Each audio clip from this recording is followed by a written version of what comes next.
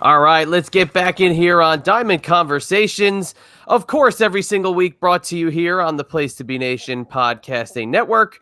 If you didn't know by now, my name is Ian, and every single week we sit down and we have a conversation with somebody from the world of baseball. And this week, it is no different as we are joined by longtime MLB veteran.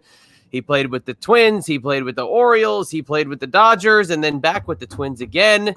He is the one and only Mr. Mike Trombley. Mr. Trombley, how are you today? I'm doing fine. Thanks for having me. Oh, great to have you on. Of course, joined here by the man in the middle, the producer extraordinaire, Doug Barclay, of course. And we're here to talk about baseball. And it's cool because we can talk about baseball, and we've talked about baseball past for months and months, but on the horizon, we might have a season going on. How have you been the last few months watching this from afar? Well, selfishly for me, I like watching baseball, so I wanted something to watch. But it was been a little rocky overall, I think, with the negotiations, and I think a lot of both sides came out looking a little greedy. But as long as the guys get back out playing, I think everyone's going to be happy. And I think a lot of people need something to watch here, so I think it's a good. It's that itch, right? We got to scratch that itch. It's been too long. It's like the off season that'll never end. Exactly right. Just waiting for the next game to start. And we got the tease. We watched spring training, and then it was off, and then we're waiting for it to come back. And that July 4th weekend was tough with no baseball. I can tell you that. Yes, it was. Yeah, I'm up in the Northeast, so it's it's tough. The Red Sox are always on. People are always buzzing about the Red Sox and always flipping on a game or going to Fenway or something like that. And I missed it. I really missed it. Yeah, absolutely. So how's the post-career life going for you? It's always one of my favorite parts of this show to kind of dig into what you did after the playing days, because what you do as a baseball player kind of sets you up for the rest of your life. But how's the post-career been for you? Well, I was lucky enough. My joke is I'm a financial advisor. My wife and I run a family business, and my father started over 50 years ago, and my father since retired and passed away a few years ago. But I joke that I was always a financial guy long before I was ever a baseball player. So it's been a great fit. I'm up in Western Massachusetts, and Trombley Associates is our company. We're retirement planning financial advisors. Very nice. So it's always good. You got a passion for the game. You got a passion for financial advising. I'm sure those are two very fruitful industries to be in. Exactly. So it's good. I enjoy it. Yeah, very nice. And yeah, Massachusetts, it's obviously, rich in baseball history, but your story's pretty cool. Kind of go into, how you got into, being a part of baseball, loving it as a kid and kind of your early playing career. Well, ever since I was a little boy, like every other kid, I love the sport. I love the game. I love to compete. And I'm really and I'm not trying to be humble here. Major League Baseball and professional baseball kind of happened by an accident for me. When I went to school at Duke University. I was never really thinking about playing professionally. I wasn't drafted in high school.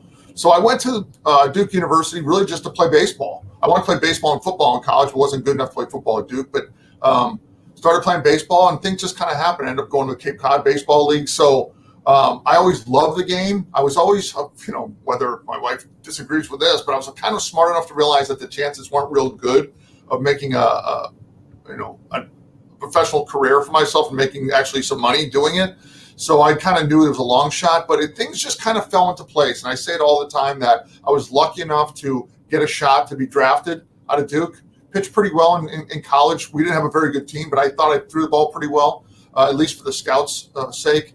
But things just kind of, when I was drafted by the Twins, I think this is a good lesson for a lot of kids is, listen, you have to pitch well. You have to stay injury-free, but there's a lot of luck involved. And just so happened when I was drafted by the Twins in 89, when I was finally ready for the big leagues in 92, the Twins coming off the World Series in 91 and then pretty good in 92 when I was called up, the Twins were really good in the 90s. We struggled. And I actually, as a young player, got some second and third chances where, as opposed to being a team independent race, a lot of young guys get one shot. If you don't perform, it's kind of tough luck. But the Twins stayed with some young guys, gave me some second and third chances, and really just gave me a great opportunity, whether it's luck or whether it's my doing, maybe some of both, but I was very fortunate. Yeah, we're going to get into that because the one cool thing that I could say about your career on paper, you were around a lot of cool moments, and we're going to talk about that, absolutely. But you talk about that, so playing for Duke and then playing for the Cape Cod League. What was the difference between kind of playing the college ball and then kind of transitioning a little bit into the professional realm and seeing how one operates versus maybe the competition in another? Well, I mean, I played at Duke University. We're playing against Clemson and North Carolina and Georgia Tech and some national powers. And this is back when in those days, the aluminum bats were, 35 inches long and, 29 ounces. And guys would, you jam a guy to hit it out of the park. And it was very friendly to hit with an aluminum bat back in the 80s. So going to the Cape Cod League, facing wooden bats, it was actually a nice change that you actually could pitch somebody inside and break their bat and actually not have them leave the yard on you. So it was really, for me, it was more of a confidence builder. I actually went to the Cape and played in Falmouth in 1988. It was a great year for Cape Cod League that year because guys like Mo Vaughn were there, Frank Thomas, Jeff Bagwell. Oh, wow. It was a great, great year for Cape Cod. So I actually came home talking to my dad and saying, hey, listen, I think I can do this. I had some success. I mean, everyone's ERA is a little lower in the Cape League than they are in college because there's no aluminum bats. So it was really just a confidence builder for me, and it was great. Mike, Doug here in the middle. Can you talk a little bit more about, your time in the Cape from a developmental standpoint? Because I'm thinking that, of the many ways that, baseball has been eliminated this year, there is no Cape League this year. A lot of guys, you were drafted in the 14th round. There is no 14th round this year. Right. Can you talk about how, what that part of your development was like and, sort of how you turned the corner as a pitcher? Well, things have changed a lot today. I watch a Cape Cod League game today, and they look like major leaguers to me. They're very refined. They're very, training starts earlier. They have pitching coaches. I never really had a pitching coach. I'd watch Roger Clemens pitch on TV and like, hey, I'm going to try this or I'm going to try that. That's how I developed as a pitcher. So it was much different back then. I don't know if the guys missing out on today, they're still doing their workouts, they're still using their pitching coaches. Back then, if you took away the Cape Cod League for me, it would be horrible because the only time I really learned was really on the field and a couple bullpens. I wasn't training like the guys do today. No pitching coaches, no working on my mechanics and all that stuff. So much different today. And I give the guys, I say this all the time, I don't know if I could sniff professional baseball now because the guys are so, in my opinion, so far advanced to where I was, and I don't know if my fastball was not lighting up any radar gun. So I don't know if I get anybody's attention today if I'm throwing the ball. So guys are just much more advanced. I don't know if they're better pitchers because I think the guys like Greg Maddox, and I kind of throw myself into the mix. I had to pitch. I had to learn how to pitch to a batter as opposed to getting up there and say, here's 95 miles an hour, and here's my hammer curveball, and I'm going to get them out with that. I wasn't like that. I had to learn how to pitch. So I think it's going to be a good mix. For young guys now, training's good, the radar gun's good, but learn how to pitch. You got to compete. You got to learn how to pitch. Who was the first pitching coach you had when you went pro? Brian Allard was my pitching coach in Kenosha, Wisconsin. I was drafted out of Duke in '89, sent out to Kenosha, Wisconsin, and Steve Little was my manager. Great guys. Brian Allard was my pitching coach, and I was lucky enough to really be part of good coaching. And there was no egos with those guys. They were just good guys, and were looking to help us. So, what was it that you would have learned from that first sitting down with a pro pitching coach and maybe seeing things that you always hear the stories about those early years in the minor leagues, and the minor leagues then I think could be a different minor leagues than we see now, even when there is minor league baseball. Did they kind of try to teach you to maybe work out some bad habits? Was there stuff they were kind of showing you with your mechanics? What was it about the first one that you got to sit with? Yeah, I would say he gave me the idea that, listen, Mike, you're always going to use, you're here because you have certain strengths. We want you to work on those. We want you to continue using those strengths, improve those strengths, but also address your weaknesses too. What can't you do? Don't try to reinvent the wheel. And, listen, if you throw right-handed, we're not going to teach you to throw left-handed. So it was an interesting story about this is when I was in Kenosha, Denny Nagel was on that team and I ended up getting called up to Visalia, California in later that year. And Denny and I were roommates. Well, Denny Nagel, and this is now fast forward to 1990. So Denny Nagel and I were in Visalia, California with Pat Mahomes on that team, and Willie Banks was on that team, and Rich Garces, a lot of major leaguers. So I fooled around throwing a split finger fastball in college and actually threw it early in my career in pro ball. I watched Denny Nagel throw this changeup. And it was like Bugs Bunny, right? You just throw the changeup, the guy swing 3 times and strike out.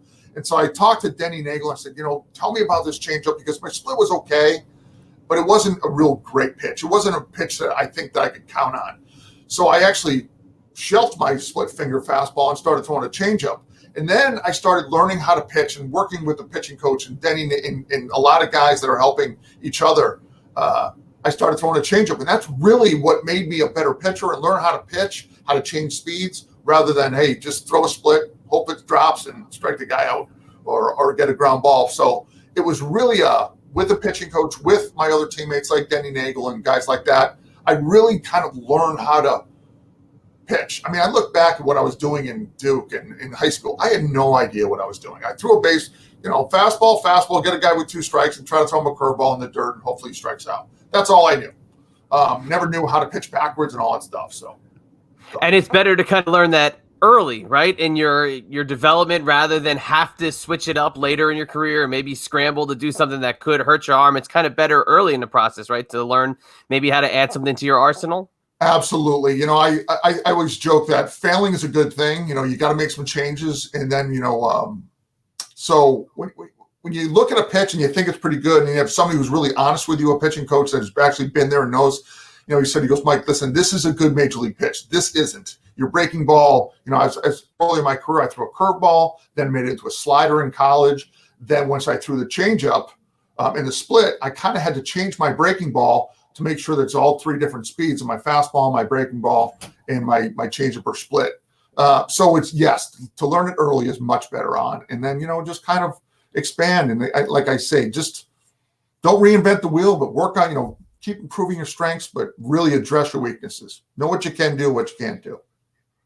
Yeah, you kind of bridged the gap with the guys in the Twins minor league system, because you came up with what would be the next group after that veteran team, the 87 to 91 team. You guys were really, like, all the guys you mentioned in that minor league, that team together in California, you guys really were the next generation of Twins that kind of made their way up to the major leagues. And then coincidentally enough, later on in your Twins career, you would kind of see some of the new stars coming through the system at that point too.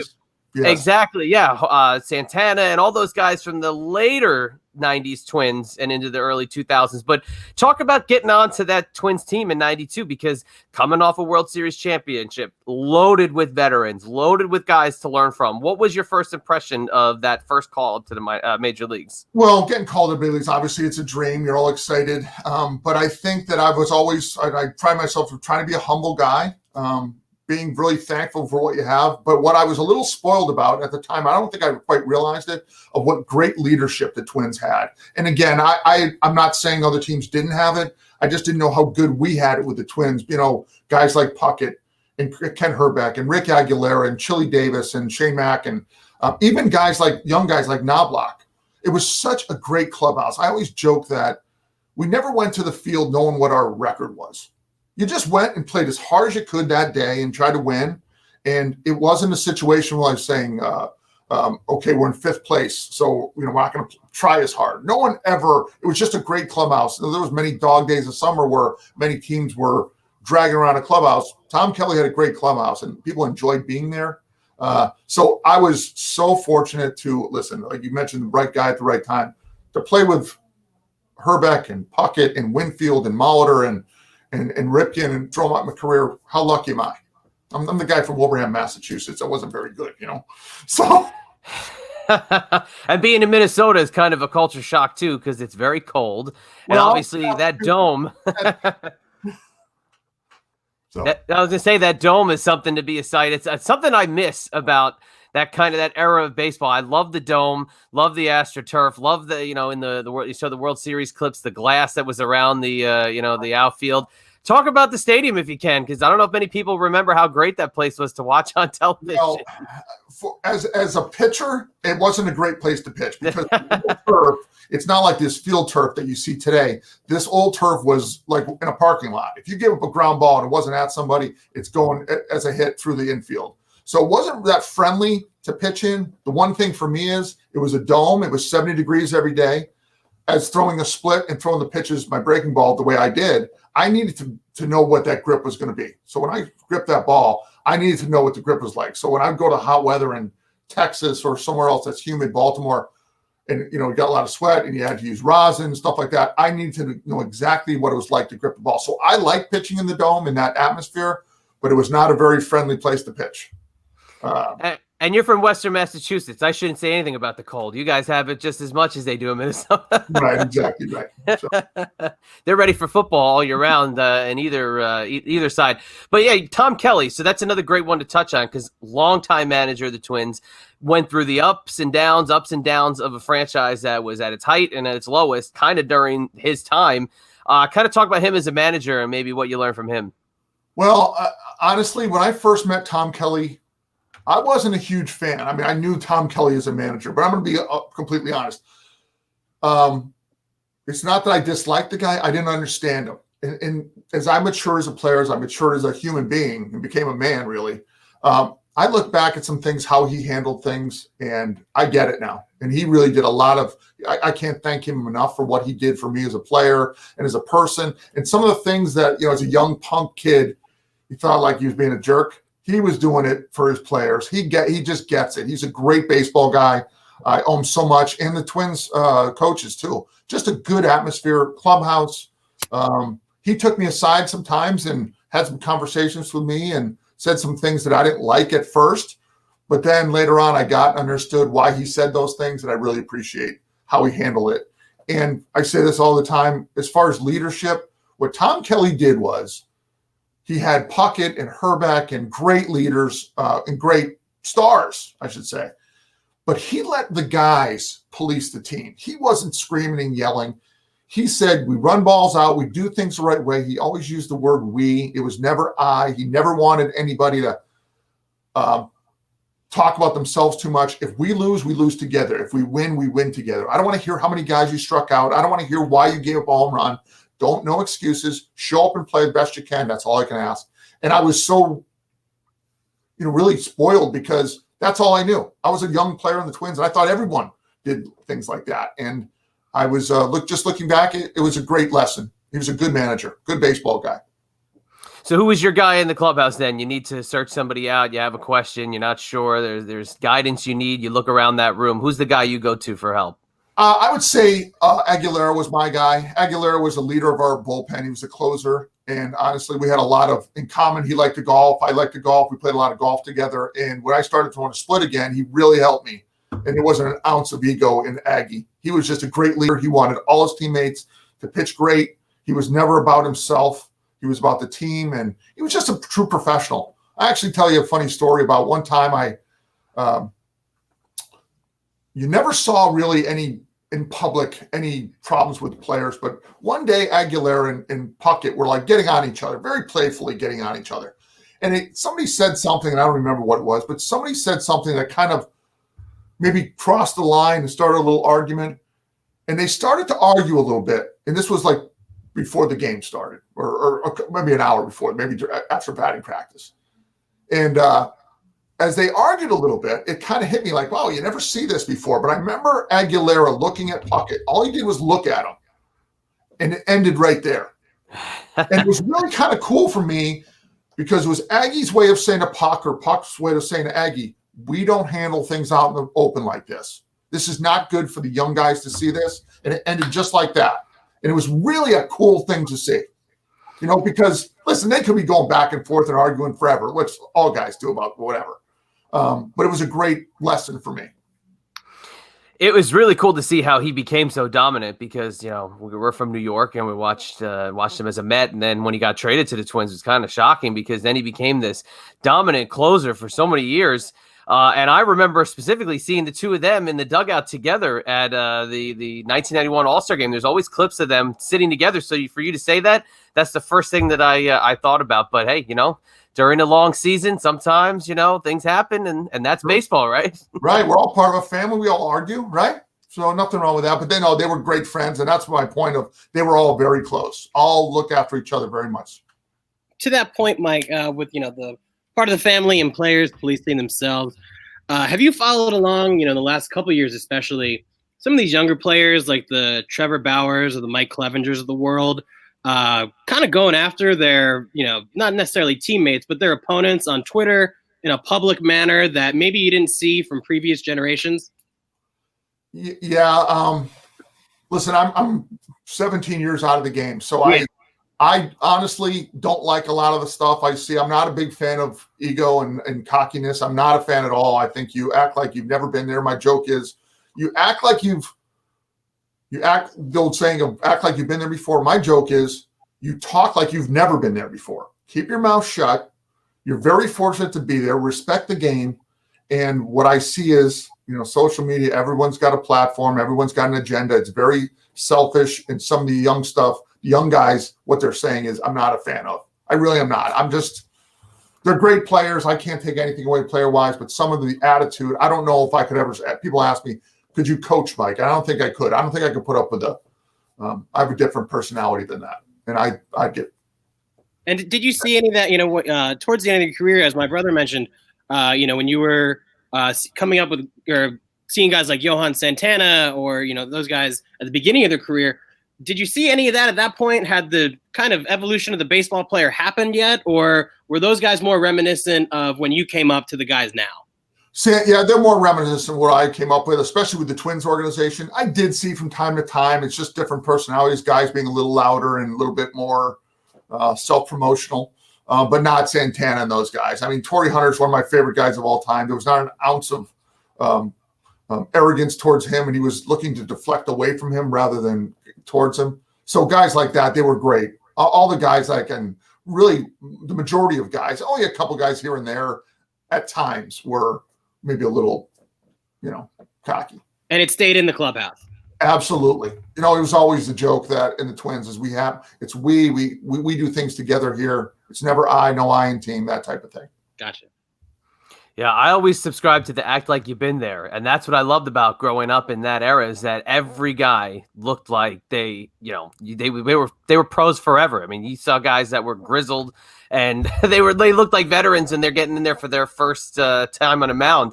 But we were talking about the transition and whatnot. When you moved to Baltimore, how did you kind of transition into your role there and a new team, a new environment, and obviously having to get used to, a brand new organization? Well, I never wanted to leave the Twins. First of all, I wanted to stay with the Twins. They were good to me, but was being the pitcher it was my one shot at making some money. And I came off of 99. Aguilera got traded to the Cubs. I ended up getting 24 saves in 1999, which even though I was the closer for the second half of the season, and I got some great opportunities to get some saves and pad the stats, which is always good in free agent years. But when I went to the Orioles, I was really signed. I signed a 3-year deal with the Orioles with a 4th-year option. It was my one shot to make the money. And honestly, I only had one shot. I mean, I was not good enough to, playing 25 years and just racking up the contracts. So I ended up going to the Orioles. I actually, Terry Crowley was a Twins coach that went to the Orioles, and Erickson was there. Jeff Reveille was there. So I knew some guys, and they reached out to me a little bit because I've always loved Baltimore. I love Camden Yards. I'm an East Coast guy, and but it was a transition. I mean, it was really going over there, and it was actually a very good. Obviously, Ripken was there, but you talk about veteran team. It was Charles Johnson was the catcher. Will Clark was first base. Delano DeShields, Mike Bordick, Ripken, Surhoff, Bell, Brady Anderson, Conine, and Harold Baines were on that team. It was just loaded with veterans. I was intimidated. I mean, I was intimidated going, wow, these are big timers. Just like Puckett. It was a group of, it was a whole team of Pucketts and Herbecks and guys like that.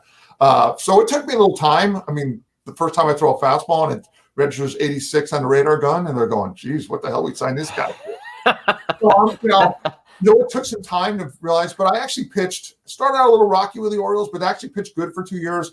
And then the trade happened to the Dodgers. But I love Baltimore. It was just a good fit for me, and it really felt comfortable. It was a great baseball city. Oh, it's an amazing baseball city, and that stadium right there in the harbor. I mean, it's a beautiful place to spend a weekend and see a game.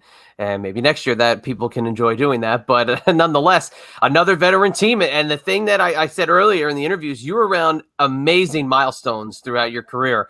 And either whether you're giving one of them up, like Eddie Murray and hit number 3,000, or being there for Molitor's 3,000th hit, Ripken's 3,000th hit, and all these huge players. What was that like kind of as the spectator? We'll get to, let's do the spectator first, and then we'll talk about Murray. But let's talk about the ones you watched as a spectator. Well, I mean, you talk about being the right man at the right time and getting lucky. I mean, like you mentioned before, I saw, Mauer or Winfield get his 3,000th hit. I was actually a couple games away from missing. George Brett was supposed to get his 3,000th hit against us, but he got like 4 hits in a game in California the series before. And so he got his 3,000th hit, but I saw, Winfield get his 3,000th hit, Ripken get his 3,000th hit, Mauer get his 3,000th hit, gave up Eddie Murray's, saw 4 no-hitters, including the perfect game by David Wells. I mean, just the right man at the right time. Wow.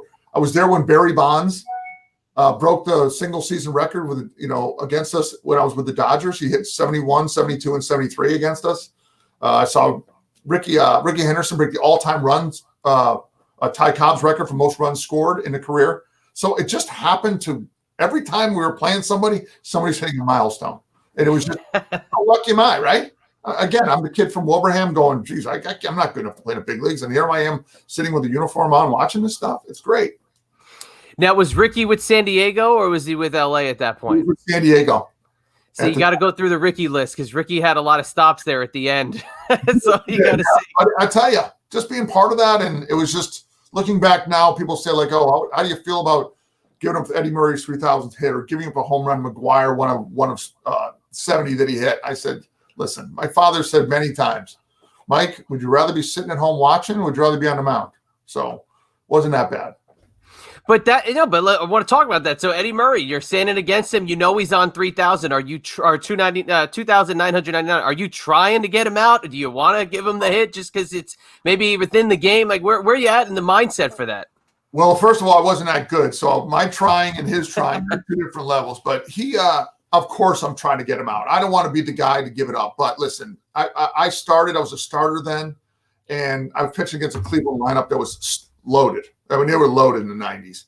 And I actually pitched pretty good that night, but, left a sinker up a little bit. And I joke with Knobloch a little bit. He should have had it. He made a little bit of the ball. But it was, at the time, you're not happy. I mean, the big fanfare in Minnesota, all the team comes on and congratulates him. But looking back now, and especially because I went to the Orioles, became pretty good buddies with Eddie Murray, it was a great. I mean, listen, if it happened to happen to somebody, let it happen to me. I don't care. I love it. That stretch in the mid-90s where all those guys were hitting those milestones. I mean, Murray got his 400th home run, his 3,000th hit, Winfield, Brett, Yount, all those guys. It was an amazing time to follow it because it seemed like every time you turned on SportsCenter, the newest highlight was this Hall of Famer or future Hall of Famers, next milestone. But you face so many of those great teams, and Doug's going to step in here in a second and kind of throw some stats at you. But what would you say the toughest team was to face? Because, I mean, you got the 98 Yankees. Those mid-90s Indians teams were rough. You had the Toronto Blue Jays were no slouch there for a few years. So who was one of the tougher teams you remember facing? Well, absolutely. I think you mentioned, Blue Jays early on. Also the A's early on. They were loaded with Canseco, McGuire, and Carty Lansford, and both Hendersons. Great. Cleveland was always hard. I mean, golly, with Manny and Albert Bell and guys like even people don't remember Jeremy Burnitz and oh yeah, just ridiculous lines up. Travis Fryman, Matt Williams, Kenny Lofton, Baerga. It goes on and on and on. But for me, I hated pitching against the Yankees, and the reason why is they would just work the count. I was a guy that get ahead of them with a fastball or breaking ball and throw them splits and please chase in the dirt. And they'd work the count. They'd work the count. They'd work the count. It was so stressful. It was just stressful because you knew you'd have to throw 5 or 6 pitches to every guy. So the Yankees, the late 90s Yankees were pretty special. And also the Mariners, just bombers, Buhner and Griffey and guys like that. Everybody. So good teams. Mike, you mentioned one person before that as an answer to a Mike Trombley trivia question. Off the top of your head, do you know who faced you the most times in your career? Who I faced the most times in my career? You held him to a 206 average, struck him out 8 times. I did. Paul O'Neill. Paul O'Neill's the only good guy I can remember getting out. No, who is it? The answer, well, first I want to say that you held Paul O'Neill to a 158 average, and you got a lot of good guys out. The answer is Travis Fryman. He went 7 for 35 off you. Right. And now, experience him in the in old Detroit, old Tiger Stadium, in freezing cold. And for whatever reason that day, I had a good slider, and I struck him out a couple times. So I think it was the only good slider I threw that year, but it was good. Good stuff. Looking at some of your other stats, I also want to point out that you gave up Eddie Murray's 3,000th hit. It was the only hit you ever gave up to Eddie Murray. Really? We faced you 9 other times, and you got him out. I told you I was great, you guys. Looking at some of your stats, Paul O'Neill, 158.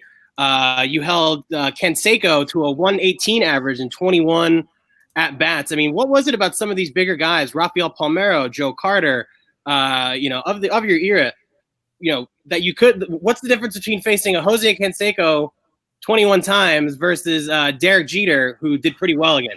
Well, I think think about that. Jay Buhner said it best: is we're up there to hit. We're not up there to walk. So I don't want a guy that's going to work the count. I want a guy that's up there looking for a pitch to drive and to be more of a free swinger. So the guys like Canseco that you mentioned and more of the power guys, I knew, listen, I don't think they're up there to walk. So if I throw some good splits that look like a strike and a dive, they're going to swing. And so I maybe had some better success. I'm glad. Thank you very much for not mentioning Jim Thome and guys like that, because they own We're not there yet. No, I think I had some good success. I mean, whether it was a little bit lucky and having good stuff that day, I'm a little surprised I actually got a good record against Palmeiro, guys like that, but they're pretty special guys. Now, last bit of Mike Trombley trivia. You struck out one man more than 9 times. One guy you struck out 10 times in your career. Do you know who it is? Well, my guess is Dale Swain, or I'd say O'Neill, but Dale Swain. Incorrect. Manny Ramirez, you struck out 10 times. I did? You did. All right. Dale's fame, 0 for 3 with 2 strikeouts. Wow. Can you send that to me so I can show my kids? Absolutely. Yeah. He's available for Thanksgiving if you'd like. Hey, if we got time for a quick story, this is a good one. Yeah, absolutely. Shoot. I go to the Orioles in 2000. I signed with the Orioles in 3-year deal with the Orioles, 2000. So it's Mother's Day, 2000. We're playing the Red Sox. Now, keep in mind, I'm from Western Massachusetts. Every friend I have, including my family, is Red Sox fans. So we're at Mother's Day, and my mom and dad and some friends are there. My in-laws are there watching the game. And again, I'm new to the Orioles, and we're playing the Red Sox. And a young guy, Jason Johnson, has started the game. And I think we're in the 8th inning, and he's got like a 1-run game, 1-run lead. I think it's 1-0 or 2-1. So he walks the leadoff hitter. And so he threw a lot of pitches that day. So they take him out and bring me in. Now, again, I'm pitching for the Orioles. I'm new to this team, Mother's Day. It's 55,000 people there, very good crowd. And I'm still trying to prove myself to the fans in this team. So I come in. First pitch I throw to Mike Stanley, I hang a breaking ball and he hits a home run. So now it's 2-1. Now we're losing. Next guy comes up. I give him another home run. Still haven't gotten out. 2 pitches, 2 home runs. Now I'm getting booed by the fans. So the next guy up's Manny Ramirez. And I think I threw him a split, slipped out of my hand, I hit him. Now they think I hit him on purpose. So the whole Red Sox, now I got the fans booing me. I got my mother and father booing me up in the stand. I got the other dugout screaming at me because they think I hit Manny on purpose. I remember Pedro on a top step pointing at me and stuff. So the next guy comes up, I give up another home run. So I give up home run, hit a guy, hit Manny, another home run. Now I got the whole city of Baltimore booing me. I got to run off the field. And honestly, if it was socially acceptable, I would have cried. So the funniest part of all this is people say, like, listen, how do you handle something like that? Listen, that's just part of what we do, right? Some days you pitch good, you don't deserve it. Some days you pitch bad, you don't deserve it. I pitched bad that day, and I deserved every bit of it. So the funniest part is we're out Mother's Day, we're out at a restaurant, and we're at a round table, my mom, my dad, my family, and the guy behind me for 20 minutes is going on about how bad the Orioles suck. Trombley's the biggest waste of money ever. And my father's getting mad. And I'm looking at him saying, don't say anything. He has no idea that I'm sitting right behind the guy. Honestly, it was a very embarrassing day. But as a baseball fan, it's a really cool story because I couldn't get a little leaguer out that day. But just a great memory. I'm sorry, Orioles. That's where you get the waiter to just drop off a little, stash of toilet paper at the table before you left for the guy, and you see him on the way out. The only thing that saved me that day was it was before cell phones, the texting thing. And every friend I have from New England was probably watching that game. So happy that I gave up all those home runs. So, hey, on the flip side of that about Manny, there's a lot of Boston fans who are probably ticked off, and Cleveland fans ticked off that he struck out probably in a key spot late in the game. So there you go. I never thought of that about. Right. So exactly. All right. Well, we're gonna head into the wrap up now, and been loving sitting here and talking with you about your career, and look. We can look at you and say 11 years in the major leagues during a huge pivotal time for the game, coming back after the strike and the late 90s being so hot and everybody being into baseball. I think you were there in the perfect time, and it was a joy to watch those games. So from a fan perspective, we will say your 11 years were awesome. But, we appreciate you coming on the show here today. But before we wrap up, if there's anything you'd like to, say to the fans or anybody who's listening, if you've got anything you'd like to promote, the floor is yours. I would just say, listen, I'm so fortunate for what I've been through. And the one thing that I'm so proud of, and the best thing, and this is more for the fans of Minnesota and really throughout the league, is we're there for entertainment. I think what I'm most proud of is I never took anything for granted. I knew how lucky I was, to be in the same room with a Cal Ripken and Puckett, and being on the field is, I think some guys, it's a great, listen, playing in the major league is very exciting, but I think the players need to know how special it is, and don't take yourself too seriously. You know what I mean? This whole negotiation right now, what's going on with this COVID thing, it made everyone look bad, look like spoiled. I don't want to hear a guy making $30 million saying, I'm not going to play for $7 million. That's ridiculous. Well, how many the average Joe is out there busting his ass, working every day. He's going, oh, the guy's not going to play for $7 million. It comes across as bad. We're there for the fans. Without the fans, this game is not existent. And that's what Tom Kelly taught us. It's entertainment, guys. You sign autographs, you treat people right, you hang out after and talk to the fans. That's what it's all about. So that's my message. That's great. No, it's very cool. And again, I can say all day long great things about the players that, I watched growing up in your era. And it was an absolute joy as an observer to watch you guys play hard and play the game right. But before we say goodbye, one last question. Besides Mike Trombley, who is the most underrated player of your era? Underrated. Golly, that's a good one. Underrated. Well, until two guys. Until one guy, I know he just got in the Hall of Fame. But the two guys, we mentioned Manny Ramirez as a hitter, and Edgar Martinez. But Edgar got in the Hall of Fame. But I thought for years, this guy is the best damn hitter in the league. I mean, he was one of the few guys that nobody wanted to face. Just nobody wanted to face. So I think Edgar Martinez would be. But he's in the Hall of Fame now, so I think he kind of jumped out of being underrated. But for years, I've said that about Edgar. Just phenomenal.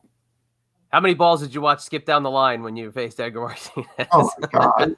By the way, first time I showed up at the Kingdome, he's taking BP with a donut on his bat. How do you do that? That's unbelievable. So, pretty special guy. That's awesome. All right, well, we're going to wrap it up here. And, of course, you're listening to Diamond Conversations. If you want to follow me, it's at Chad EMB on Twitter. It's at Doug Barclay17 on Twitter. And you have listened to another fun one. I love doing this every single week, and we'll catch you next time on Diamond Conversations. Take care.